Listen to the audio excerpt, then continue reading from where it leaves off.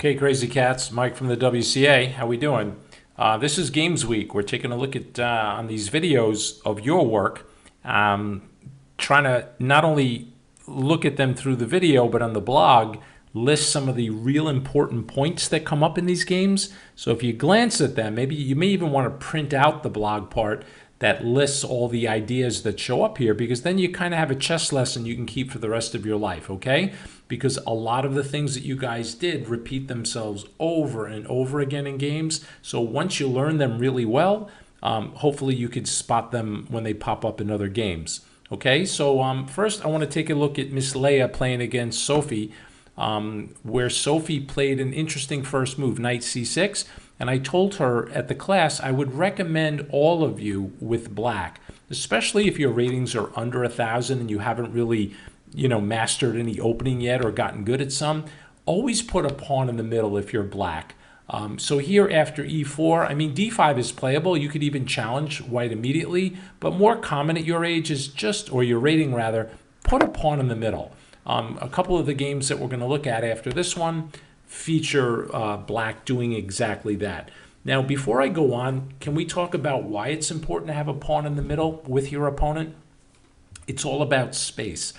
When pawns reach the center of the board, let's say this black pawn right here, if I highlight those two squares, do you see that white has to be very careful moving anything there, even a pawn? If you push a pawn there, black has the chance to capture.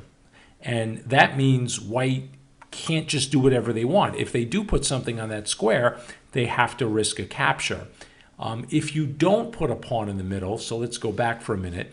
Now, Sophie's move is playable. There are grandmasters who will play knight c6 on move one.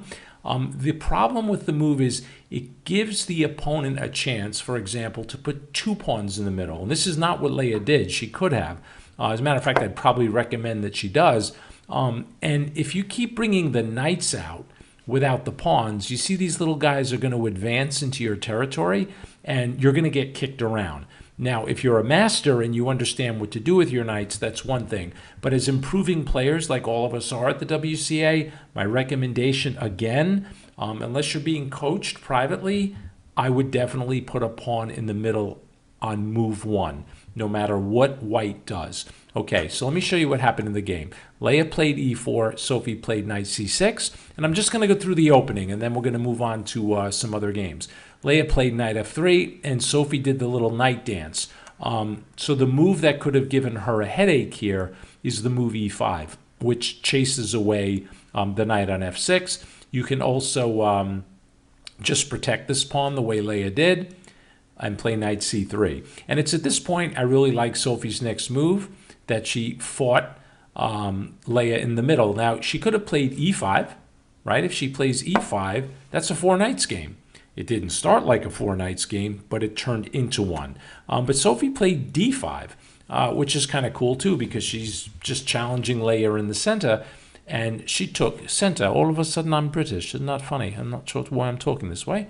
Anyway, so she took, and they exchanged in the middle, and then bishop to b5, and then Sophie plays kind of a quiet move. She develops this dark square bishop and plays e6, and by doing that, the only problem might be is she's locking in her light square bishop, but it's funny, this has actually been played by masters with black, so this is certainly playable.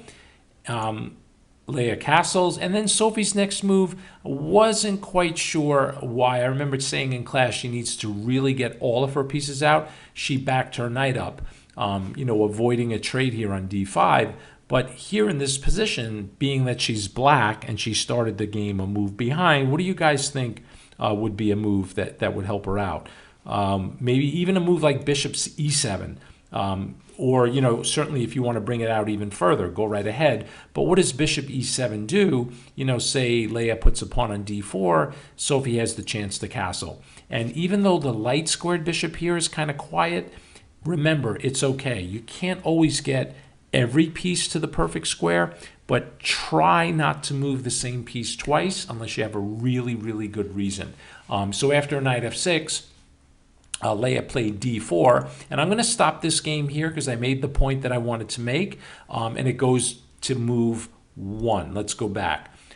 Take my advice, put a pawn in the middle on your first turn as black. Okay? All right, let's take a look at some other games. Here is Pranav versus Costa, which played e4, e5, and they played a Ruy Lopez, which means after knight f3, knight c6, Pranav played bishop to b5. That's called the Ruy Lopez. a6, attacking the bishop, and we have the exchange variation. Now you can actually take back both ways. In the game, the move b takes was played. More common is d takes, and for a couple of reasons. One, white can't really snatch this pawn on e5 so comfortably because you can play queen d4 and get it right back. That's one way to play the game. Another way is after you take with the d pawn is you can play d4, and this is a real old-fashioned way of playing this opening with white. Is if they take, you offer a queen trade.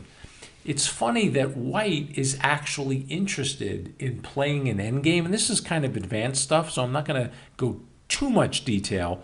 But if you trade the queens, after this trade, black kind of has this funny-looking pawn structure up there. And in future lessons, we can take a look at how white can try to play against this pawn structure.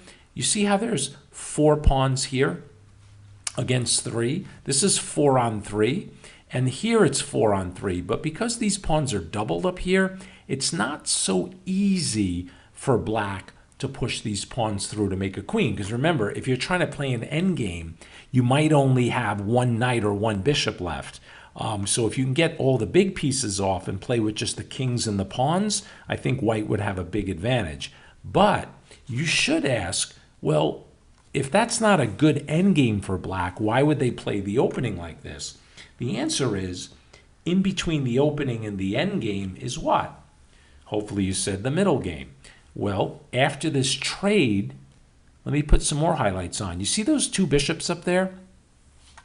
There's only 1 center pawn left, which means this board is semi-open. There's a lot of space for those bishops to run. Well, black has 2 of them. Remember that white had to give up 1 of his bishops to double these pawns, meaning black has the 2 bishops. And in some open positions, those bishops can be very powerful.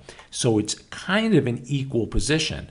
White has better pawn structure, black has the 2 bishops. What's white going to try to do? Maybe trade the pieces, go into the end game. What's black going to do? Try to keep the pieces on the board and use the 2 bishops to form some sort of attack or win something. Okay, I hope that makes sense to you guys. But let's take a look at what happened here. These guys, they took back with the b pawn. So that would be Costa with the black pieces. And then we have the move d3. And here, knight f6 is a mistake because once this e pawn is protected by white, I think he can afford to just grab that pawn in the middle. Now, why do I say it's important that this pawn is protected? Because back here, if you go ahead and take this pawn right away, you have to watch out for moves like queen e7, which will pin your knight, or if your knight moves, the queen can take the pawn back and check the king. So once Pranav plays d3, which is a very good move, right? He's opening up his dark square bishop. Once this pawn is protected, this guy here on e5 needs some protection. So I think Costa should have played d6, just developing, and then carrying on with his business. When he plays knight f6, he hangs the pawn. And that's almost a full pawn. It's really not much that black can do about that. So now he played d6. He chased the knight back. He pinned the knight, but white has an extra pawn here, and it looks like a pretty healthy pawn. Pranav plays bishop g5, and now I like Costa's move a lot. He plays rook b8. When he plays rook b8, he attacks this b pawn, and he gets it to move. He gets the pawn to go to b3, which on the surface right now doesn't look like that big a deal. However, take a look at that. Whenever you have 3 pawns like this here, actually it's more, it's like, look at this cool little pattern here. But whenever you have a chain of pawns that are all on white squares, that means the opposite color squares have to be weak because pawns attack the same color that they sit on. because they attack diagonally. So if everything is sitting on a white square, that's where all your power is. Well, what's going on the dark squares? So keep an eye on what could have happened later in the game. So after b3, we have the move h6 attacking the bishop. The bishop ran away, and then Costa decided to make a trade and then open up the game. And I thought this was a really good idea, but the follow-through wasn't there. So I'm not really sure. I didn't get to ask him if this is what he meant to do, but it looked like it after bishop takes. See if you can figure out why. He got the queen to come out, and then he plays the move d5. He opens up the board a little bit, which I thought was kind of cool. Both kings are in the middle.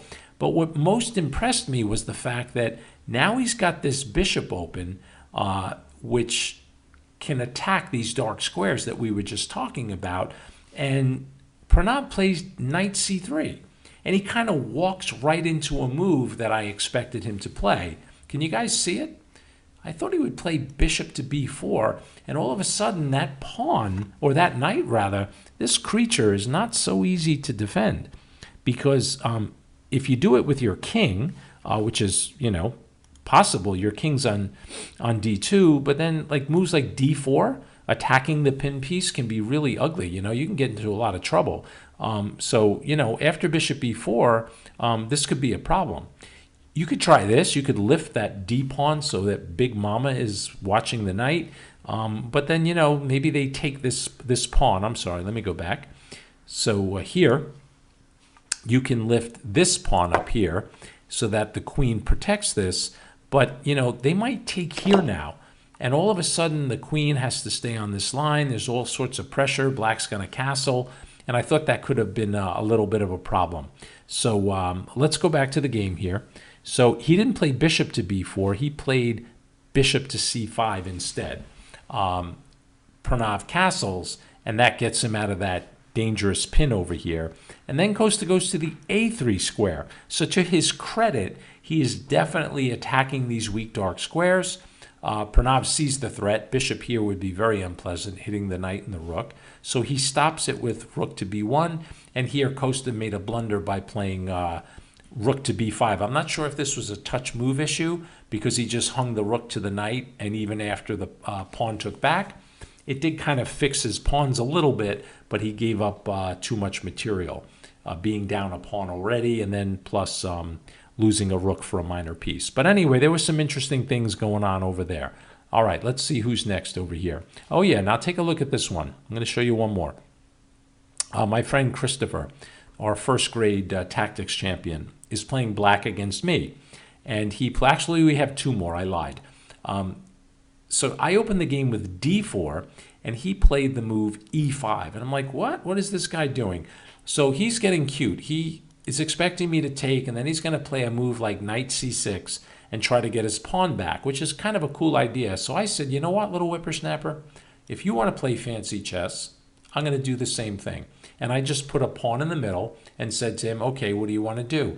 He took it, and I didn't take back. I just played knight f3. He defended his pawn, and now this has turned into something called a Scotch game. And then I played c3, which is going to turn it into something called pawn takes, knight takes.